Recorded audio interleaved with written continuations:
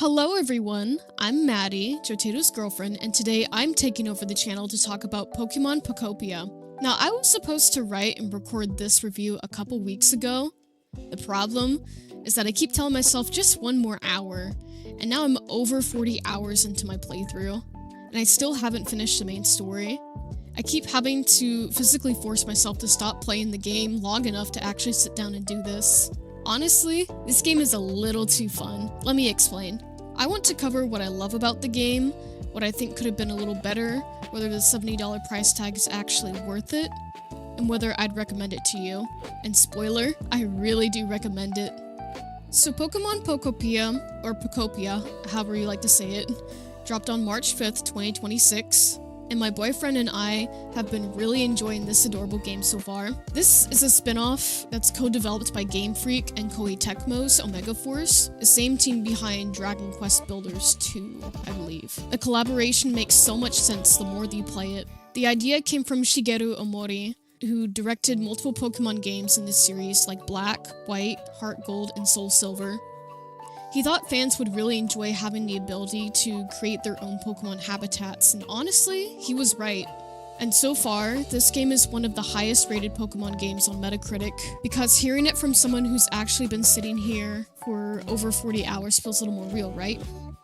With performance, the game runs perfectly both docked and in handheld mode, and I've never had any issues with it at all. One thing I thought was really interesting though, is when you're breaking a lot of blocks at once, the game has this feature where it keeps a certain amount of blocks on the ground before they start to despawn, which can help prevent frame drops.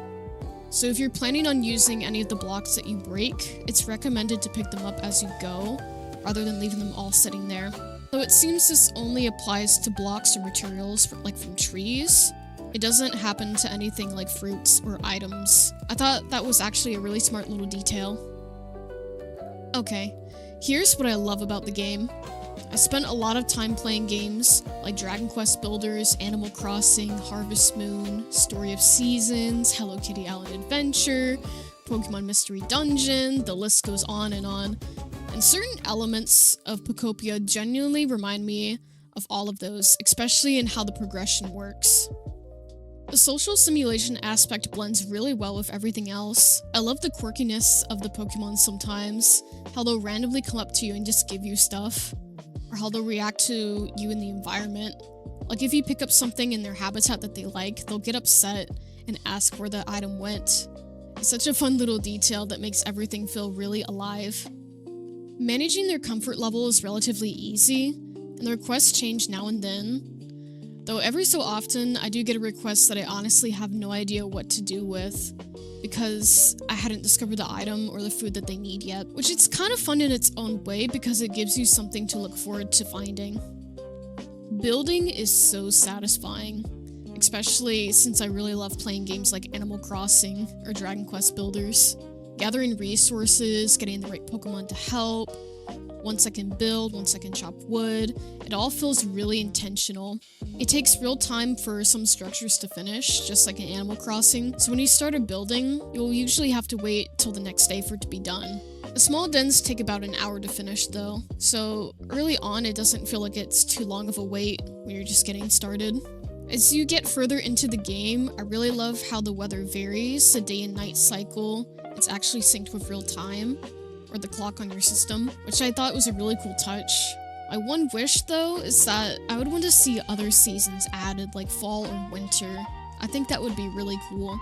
Without saying too much about the story, I think it's very easy to follow and genuinely engaging.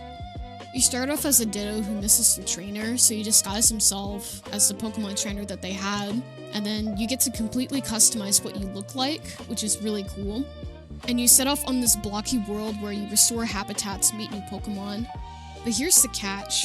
All the humans are apparently missing, and Professor Tangrowth, along with other Pokemon, hope that if you restore and improve the environment, maybe the humans will come back.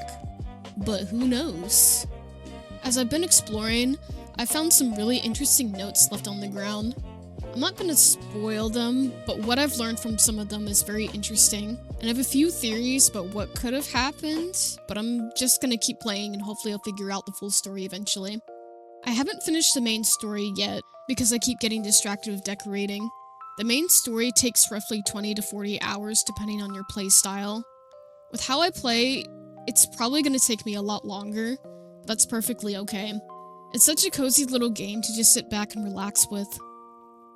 So the question is, does this whole exciting, cozy experience actually justify the $70 price tag? Honestly, I think it really depends. The physical copy of the game is only available as a game key card, and as someone who loves physical media, I didn't feel the need to pick it up at all. Mostly just because of personal preference. Switch 2 game key cards don't have the actual game data on them. It's just a physical license to download the game from the internet. So at that point, I personally think it makes more sense just to go with the digital copy. But by the end of the day, it's totally up to you. If you already have a Switch 2 and you want something cozy like Animal Crossing New Horizons, but with Pokemon, I would strongly recommend giving it a chance. Now, if you don't have a Switch 2 yet, getting the system and the game right away could run you over $500, which may be even more right now since there was a shortage of physical copies going on. That's a pretty steep price to pay just to play one game. But it's totally okay to wait. The game isn't going anywhere anytime soon. And if you have a friend who already has a Switch 2 and you're still in the original model, you can actually do like a local game share with them to kind of get a feel for it first, which is a great option. My experience so far with the game has been nothing but golden. I really love how there's so much to do, but it never feels overwhelming, especially with how the progression is set up. I genuinely cannot wait to see what the story will be like in the end. Especially excited to keep working on the shared cloud island with my boyfriend so we can build a little town together.